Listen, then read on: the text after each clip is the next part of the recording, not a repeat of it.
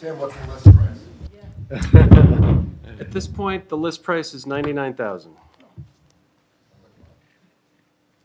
So I have the other side of that question, which is your company making money? And if so, how are they making money? What are they making money on? Because it sounds like, again, you said we started out as a car company, but we're still doing that, but we're doing other things. So what's the business model? Yeah, we're making money in a lot of different ways. Certainly, we have to have a certain volume of vehicles to be making money. I think it's 6 per month, so it's really not that high. In addition to the vehicles themselves, we're making money through these development projects. We're making a considerable amount of money, but saving the companies themselves, so it's a win-win situation. And we have a number of other ways that we're starting to make money. The shop is one thing that I didn't really point out, but I did mention. The shop is currently live, but officially we're going to have a public launch in October. So that's another way that we're planning on making money.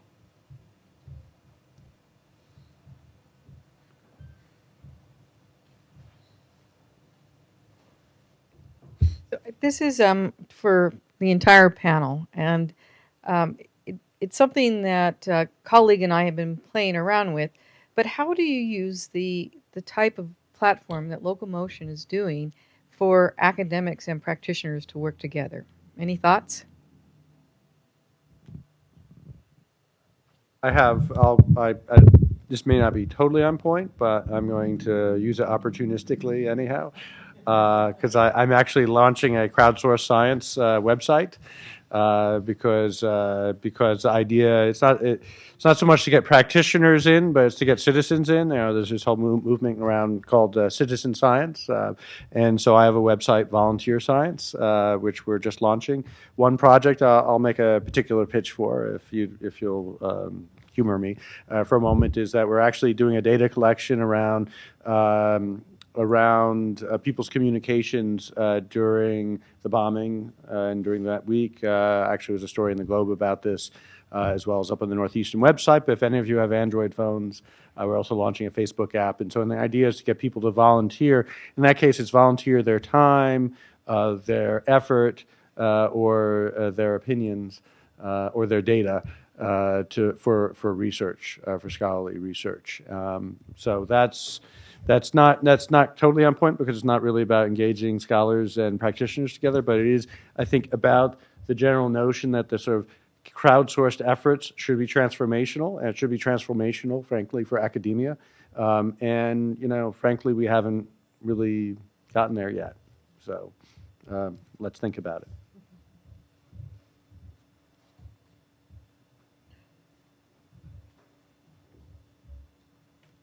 Question is for Professor Laser.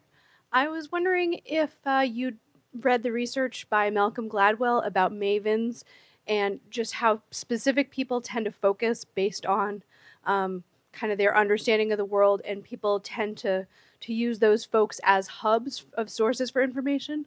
And I was wondering if you've looked into that aspect of kind of personalities and how people tend to find those mavens in the 3 examples that you gave. That's good. I mean, Gladwell's book, The Tipping Point, is one that I have my undergrads read when I teach networks, because it is a fun exposition on these issues. He's actually drawing from network science literature that I'm part of as well. I think there is an interesting literature about how people navigate networks.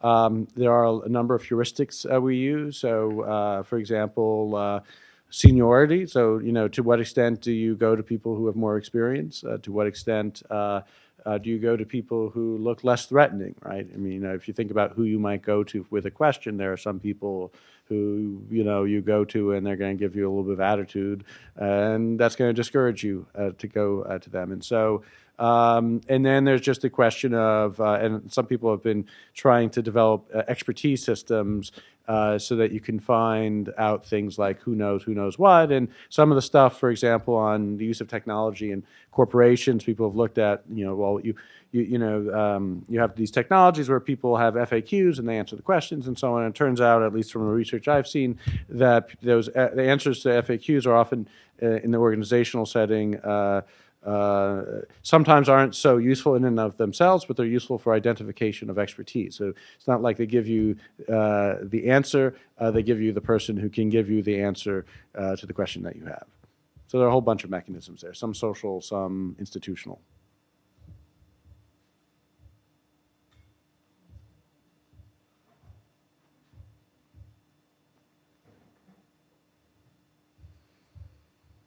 Just to the panel broadly, when you look at different examples of people collaborating externally, with the exception of your own organizations, what are some examples that you find inspiring, some really interesting models out there for collaborating? Whether it's universities collaborating with partners, whether it's in the political realm or other product development companies. What are some pretty interesting experiments that are out there? Well, coming from marketing, I find the user communities, innovation communities, very interesting. I mean, we heard a lot about those. And apparently, no, actually, we did not hear a lot about those because they have not yet to be researched. But I think that's the fascinating thing, that people volunteer and give up their time in order to, for altruistic reasons almost, that allow for a betterment of society or for a betterment of potential solutions to a problem. So that is one thing that I think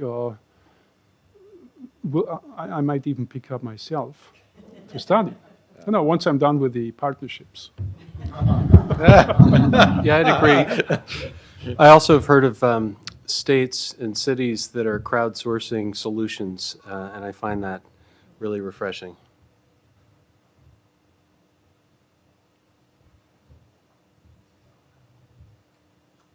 Tim, you and I were talking a little earlier about the Local Motors philosophy on IP and who owns it. And it's quite different from some of the examples that I gave in my presentation. Can you just talk about that philosophy Sure. and how it's different? So somebody had mentioned that if you put an idea, who owns it, if you put it onto someone's website, and there's probably something in that long agreement that says that as soon as you post it on someone's website, they own it. We're the opposite. We actually put Creative Commons licensing on the things that people upload, so they own it. And the idea, just sort of jumping to the end of our conversation, the idea is that if you move really quickly, that's much more important than it is, I think, going out and trying to get patents and do the whole legal process. And everything moves so quickly in our company that it just works really well. So we're not trying to protect everything. As a matter of fact, every step of every process that we did building the Rally Fighter, we published on the website. So it's just the opposite.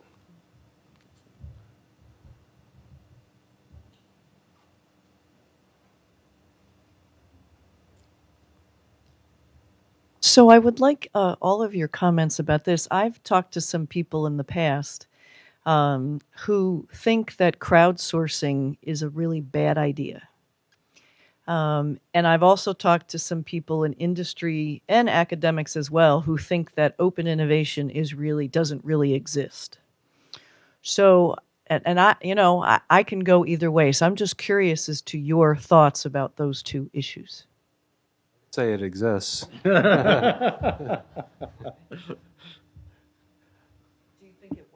Oh, it definitely works, yeah. And so there's crowdsourcing and co-creation, and I'm not sure if everyone's definition is the same, but I think in terms of co-creation, we think of it as a process where we're working with our community.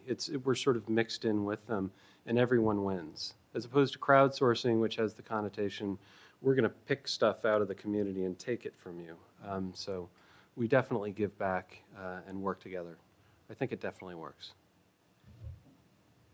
If I could just jump in some sense, academia has been an open innovation system since forever, right? I mean, in the sense that I mean, I don't know about you folks, I'm not an academic for the money, right? So, you do get credit, and when we're talking about the kinds of credit that you might get when you contribute to the designs. and you know, you do get certain professional recognition, which might be gratifying. But there, you know, it is a system where, well, someone has a great idea, you know, you could just cite their paper and you don't have to pay them any money when you say, oh, they have this new statistical method. It's like, do you have to pay them when you know, use that methodology? Of course not, right? I mean, but of course they're getting credit because there's a certain degree of recognition that we've institutionalized through a citation that gets rewarded professionally and so on. So in that sense, I'd say that anything in sort of public discourse, and I think academic discourse has been a sort of creative, open creative process where you can borrow a little bit from here, a little bit from there. There's a recognition process that's part of that, but there's no, it's not, it's certainly a very different kind of IP than, it is IP in the sense that, you know, you have it published, you should be cited, and if you're not, then, you know, then someone might be penalized for that, hopefully. So I think in some sense there are some quite ancient examples, just not it's much more slow moving. And I think one of the interesting questions with academia, with the new technologies, is how to speed up the cycle, right? I mean, you know, you think of getting papers that might take in social sciences 3, 4, 5 years to publish. I mean, it's just ridiculous, right? Because it really, I mean, of course we are, you know, you have things like archives online and so on, you get stuff out there way before it gets officially published. But the credit giving institutions generally have not caught up. I mean, there's some places where academia is getting into the 21st century, but many places not so much. Another thought from a different angle. I think that there is a parallel between crowdsourcing and wine tasting. In particular, Robert Parker versus Wine Spectator. Robert Parker, as you know, is one of the foremost wine tasters and authorities in the world. All his judgments are single-person judgments, and they can make or break a wineries. Wine Spectator's ratings are 20 people judgments. So there's 20 judges involved, and basically what you get is an average opinion. And so in crowdsourcing, the parallel would be that you get the best product for a large market, but it's not the best product. It might not be the best product overall.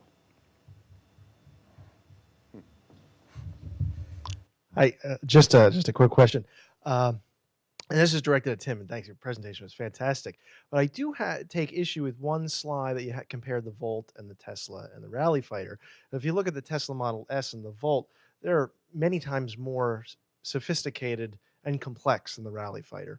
So I think it's difficult to compare speed to market and those sorts of things in those particular vehicles versus yours. But so in taking this a step further, when you come down to it, you're thinking about total project person hours towards a time. And I think the benefit of crowdsourcing is that you can have thousands of people with smaller slices of value added time to the project versus a 1,000-man team for the Volt spending 24/7 for 3.5 years to get the product to market. So my question to you is, if you were to create a product as complex as the Model S or the Chevy Volt, how many people do you think would need to be involved, and how could you manage that from an IT perspective? So that's a good question. I think what we're doing is rebuilding the Forge, and we're going to rebuild it with that kind of complexity in mind. So I don't have an answer for you right now. Clearly, the Rally Fighter is definitely using parts that are already designed, and a lot of the design is piecing these together. But also that I know that the entire process of quickly getting to a design and using a lot of minds to come up with better pool of solutions and moving quickly is something that we'll be able to carry over into a more complex project from the ground up, where we have to maybe get into the kind of engineering that they did. Yeah, we're building out a new infrastructure which is going to be able to support that kind of project. Yes, I have a question. Have you ever experienced or heard of crowdsourcing failing? In other words, the crowd's giving you a bad idea. Well, every once in a while there are bad ideas, but usually there are enough ideas that you can just overlook the bad ideas. I think that one of the things I said in the slide is that you really still have to be involved. You know, you have to be clear on what it is that what's the criteria for success. And so if a bad idea comes out, you haven't succeeded. Probably at stating the problem in the first place accurately. I think we really haven't gotten to the point where we've ever had to live with a bad idea. And maybe it's just a matter of volume. You know, if you've got 3 people collaborating, sure, you could get a bad idea, but that's the whole point. We don't have 3 people collaborating, so we've got a lot of people and a lot of ideas. And if I could just jump in, I think there is an interesting question generally around the emerging science of the crowd, if you will, of when crowdsourcing works, when it might lead you awry. And for example, you know, could you crowdsource the theory of relativity? You know, I'm guessing not, but you know, but you know, but of course, Einstein was building on standing on the shoulders of giants, and he was talking to people, and so in that sense, he also was actually very social, and so on. But it was a lot of the critical things was happening in a single mind, and so there's this interesting question, more generally, when will the crowd do crazy things? Because crowds do crazy things sometimes. And indeed, some of my research is looking at groups working together and manipulating their communication structure. And you can see, you know, there's a lot of stuff on the dysfunctions of groups under certain circumstances. And I'm sure some of that actually scales to the crowd. So. I wanted to ask about the car again, very, very tangible and physical. You have collaborative design, you have collaborative manufacturing. What about the service? When it breaks. Right. Well, the good part about when it breaks is the parts list is online, and we're using all parts that are readily available. But in terms of crowdsourcing the service, clearly we do want you know, once we get to a certain pool, we want people's experiences to be aggregated into another document, a wiki, where if they're going to go and service the vehicle themselves or hand this off to their servicing, their garage down the street, that they can do that. I think a diagnostic and repair community would be a natural. Yeah. Same thing. It's not crowdsourcing, but it is collaborative service. Say, what do you do with this problem? Where do you get this part? You know. Right. Yeah. We don't. That's not done yet. No, we don't have a lot of servicing issues yet, which is good. But we're starting to build a knowledge base as a first part of that, and I think the next part is to put it out so that the community can build that themselves. Yeah. Another question for the car, but the professors feel free to jump in because I think it's more general. It's a twofold question. First, of course, the development costs are very less than the mainstream industry. When do you think, or do you think the other mainstream car manufacturers can replicate that model? The second part, just on top of that, it's much less costly to develop the car, but the car is still a $100,000 car, so it's not for the real population average customer. Right. Do you think if the mainstream car manufacturers can replicate the car, then you can have a benefit for the real crowd of the customers and have a car, $2,000 car or something, if you can replicate the model? Right. So let's see. The first one was. Can you say the first piece again? I was thinking about. Right. Yeah, it's not mainstream. Yeah. Will the big companies follow? Sorry. Yeah. The big companies. It's hard for big companies to follow. I mean, I was talking to someone earlier today, which is, it really is interesting to me that we have a whole different culture. Our company is a completely different culture. And I've worked for big companies, and I'm thinking that it's got to be really difficult to try and introduce this kind of thing into a big company. So it might be possible for them to follow. I'm sure they're watching us very closely. I know that. They've been doing it for years. But it might be that they start a spin-off to compete, to try and figure out how to get into this game. I don't know if the big car companies can just turn left and start doing co-creation. So if that answers the first question. I'm sorry, what was the second one again? I mean, if they can replicate, the real cost can decrease to. Right. Yeah, well, I mean, we're not really that worried about people replicating this. I mean, we sort of are. We don't want people to be stealing our production.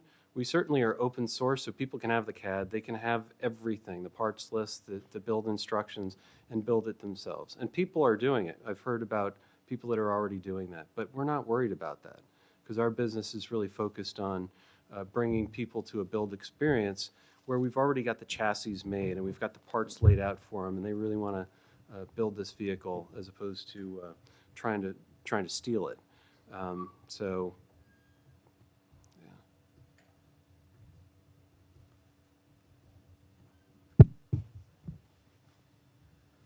And just maybe as a follow-up to that, because one thing I heard there was, is there an opportunity to think about lower cost versions of products? That right now it is a bit of a premium product.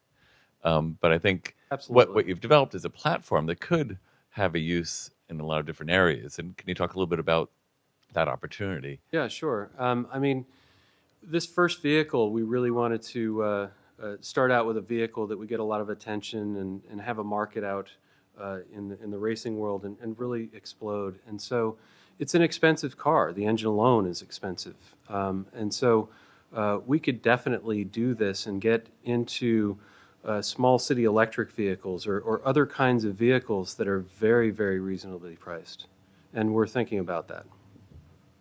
One of the things is we're definitely a niche market, and we want to satisfy a particular need for the vehicles that we're building, but they also have to have a connection with passion. So I'm not sure if you'll ever find something that's underpriced in the market, but certainly competitive.